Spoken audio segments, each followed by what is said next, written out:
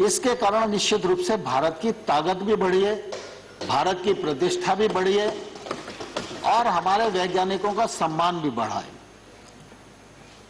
Corona के इस कालखंड में चाहे उस समय दवाइयों को देने का मामला हो और चाहे आज वैक्सीन को देने का मामला हो, भारत दूसरे देशों की भी मदद कर रहा है। यह हम सब भारतीयों के लिए निश्चित रूप से बहुत ही गर्व की बात है।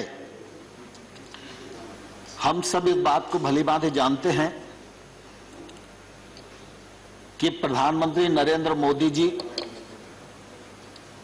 दूसरी बार बड़े बहुमत के साथ प्रधानमंत्री बने हैं।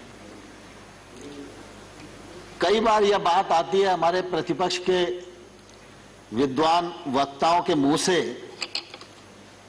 कि भाई आप तो ये कहते हैं कि सब मोदी जी की सरकार ने किया है और बाकी पिछली सरकारों ने कुछ भी नहीं किया। मैं इस मामले में ध्यान दिलाना चाहता हूं और यह कहना चाहता हूं कि इस प्रकार का आरोप लगाना उचित नहीं है। नरेंद्र मोदी जी ने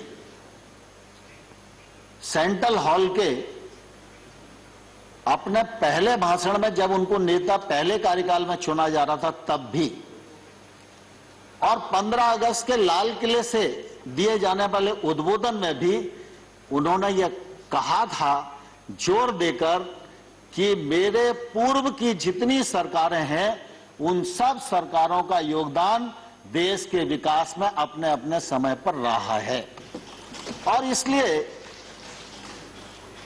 इतनी बड़ी लोकतांत्रिक यात्रा और इतना बड़ा देश और उसकी प्रगति, उस मामले में ऐसा सोच न तो नरेंद्र मोदी जी का है और ना ही नरेंद्र मोदी जी की सरकार का है और ना आने वाले कल में रहेगा। लेकिन स्वाभाविक रूप से यह तो सच है कि जो काम नरेंद्र मोदी जी के कार्यकाल में होगा, जिस ऊर्जा से होगा, जिस गति से होगा, जिस पारदर्शिता से होगा, जिस दृढ़ संकल्प से होगा, तो उसका उल्लेख तो हम लोग भी करेंगे और आप भी हाउस में नहीं करोगे, लेकिन व्यक्तिगत बातचीत में तो आप सबको भी एहसास होगा ही कि ठीक हो रहा है। तो इसलिए इस प्रकार का सोच मुझे लगता है उपयुक्त नहीं है। प्रधानमंत्री नरेंद्र मोदी जी की सरकार गांव, गरीब और किसान के लिए पूरी तरह प्रतिबद्ध है और आने वाले कल में भी प्रतिबद्ध रहेगी। मैं गांव से ही अपनी बात को शुरू करना चाहता हूं। आपको ध्यान होगा जब 13वां फाइनेंस कमीशन आया था, उस समय फाइनेंस कमीशन की रिकमेंडेशन के अनुसार मंत्रिपरिषद जो तत्कालीन थी उसने मंजूर किया था कि देश की 2.5 लाख पंचायतों को 65,000 करोड़ रुपया 5 साल में मूलभूत की राशि उपलब्ध कराई जाएगी। मोदी जी की सरकार आई तो 14वें फाइनेंस कमीशन की रिपोर्ट आई। फाइनेंस कमीशन ने रिकमेंड किया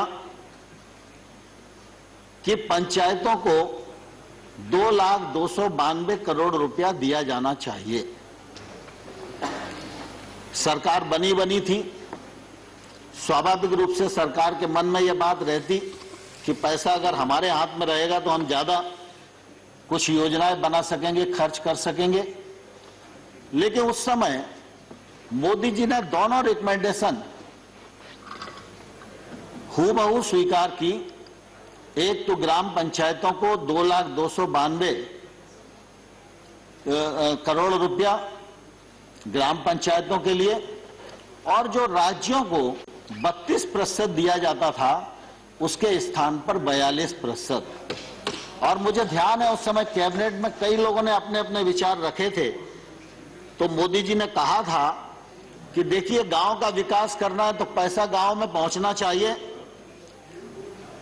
और केंद्र से ज्यादा अच्छी पहचान राज्य अपने क्षेत्र की समस्याओं के लिए कर सकते हैं। वो समस्याओं के नजदीक हैं, निराकरण उनके हाथ में है और अगर पैसा उनके पास रहेगा तो वो अच्छी योजनाएं बना सकेंगे